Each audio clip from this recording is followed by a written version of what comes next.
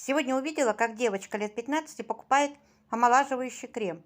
Ну все, мне тогда на пенсию пора. Может, ей 40. Просто крем хороший. Мужик, самогон варишь? Зачем? Сырой пью.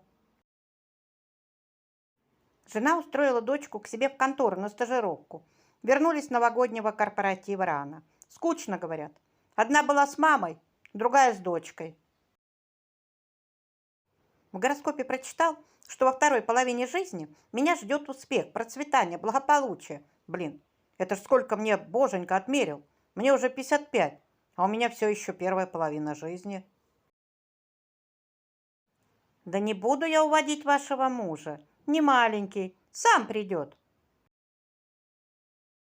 В школе я очень любил лабораторные работы по химии. Смешиваешь в колбе все подряд, и получается какая-то фигня. Поэтому после школы я пошел работать барменом. На приеме у врача. Доктор, помогите. Когда я занимаюсь любовью с женой, у меня в ушах свист. А любовницы у вас нет? Есть. Ну тоже слышу свист. Извините, вам лет сколько? 70. А что вы хотели услышать? Аплодисменты? Почему цапля стоит на одной ноге? Потому что если она ее подожмет, то сразу упадет. Кто хоть раз занимался ремонтом, тот знает. Краска, она как водка. Сколько ни купи, а все равно докупать придется.